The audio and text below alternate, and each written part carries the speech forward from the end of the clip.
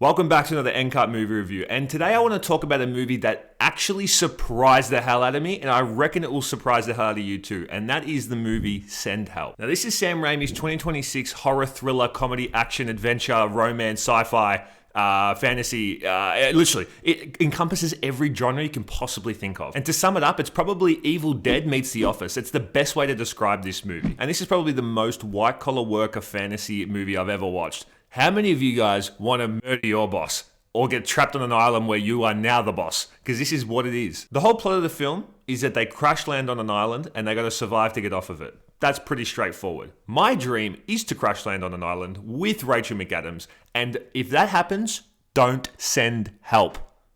I'm right where I want to be. Yeah, that brother's starving. I would like a really funny opening here too. Like, I watched the trailer and I expected this. I saw this and expected that. I didn't know anything about this. I was invited to go watch it.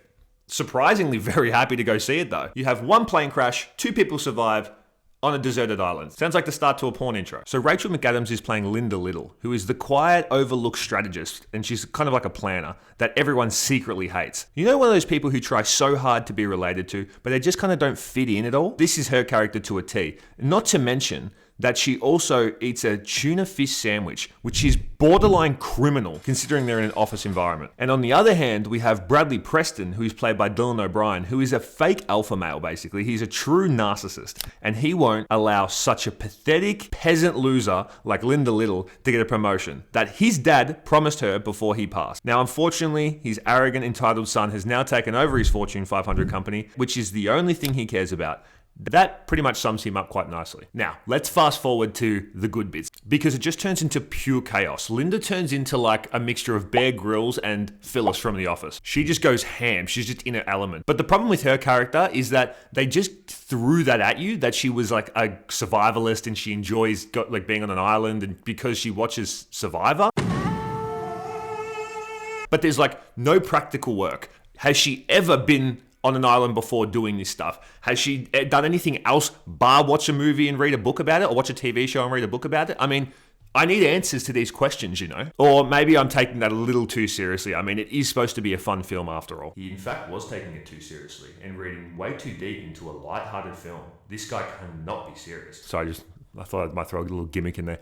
So on the other hand, you also have Bradley Preston, who's kind of the antithesis to Rachel McAdams' character. Now, he is just a little bitch the entire movie. So for the first half of the movie, he's kind of being an arrogant little bitch. And then for the second half, he turns into his more original self, which is still a little bitch. And he just cowers down to her the whole time. But the manipulation factor that she has over him this whole time, I really enjoyed that aspect of this movie. Apart from that little bit I mentioned before about the writing, the script work here was actually phenomenal by Damon Shannon and Mark Swift. Those two know how to write a script about a survivalist thriller. And if you're unfamiliar with Sam Raimi, he's done like Evil Dead, I'm pretty sure 1 and 2. He's also done Drag Me to Hell. He's done all the Spider-Mans with Tobey Maguire in it, and also Bully Spider-Man in number 3. I'm gonna put some dirt in your eye. The idea for them to come up with this style of movie, it's nothing short of genius, because they incorporated almost every single genre, and when they do that, sometimes you can get lost in the sauce with it. You just don't know where the direction of the movie's going.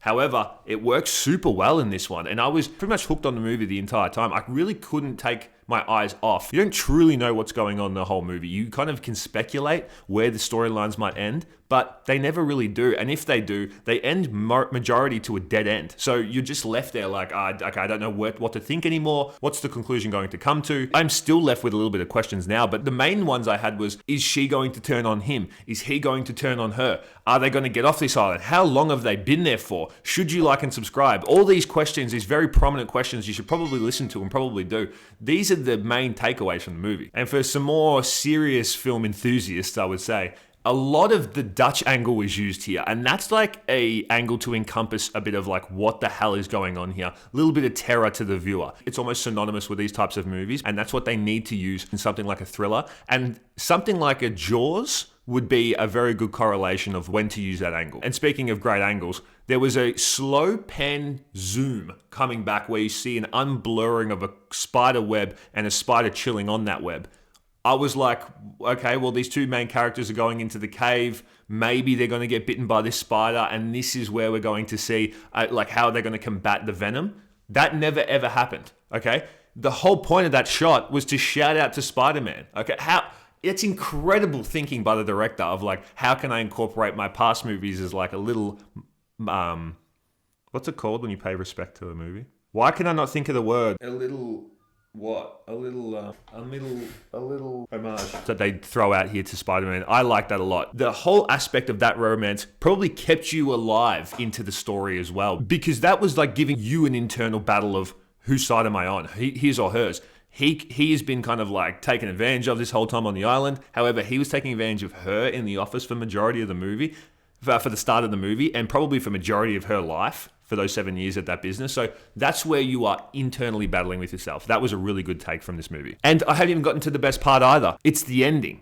The twist you will never see coming. I love a movie where I can finish it and say, eat the rich. Because movies like that really make me get emotionally involved. I'm invested at this point. I always want the little guy to win. And when you constantly have rich people win, you're like, well, it's just, this is normal life. Can I stay off in reality for a bit? And I think my ultimate question is, which side were you on? Were you on Dylan O'Brien's side or were you on Rachel McAdams' side? Now, I can confidently tell you, I am a day one loyalist to Rachel McAdams. That was my choice, okay? You'll see at the end of this film if I'm right or wrong. Now, is this movie perfect? No movie almost is perfect apart from like a Christopher Nolan film or Prisoners with Denis Villeneuve. This movie had its flaws. Some CGI moments in here were just terrible and super noticeable. Final act to this film as well, so tedious. I don't think they knew how to end it and they were just choosing which direction to go into.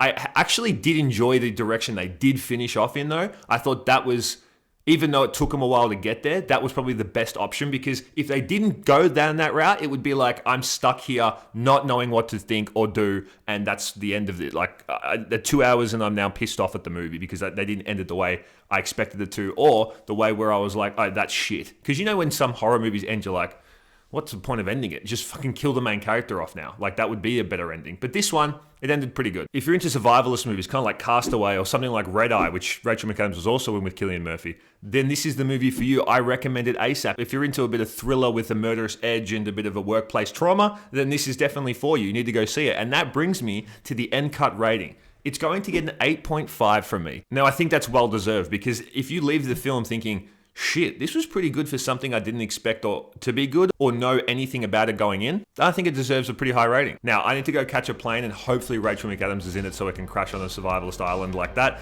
Leave me be. Don't come rescue me. I'm good to go. So if you'll excuse me, I have some flights to go book. So peace, I'm out, and cut.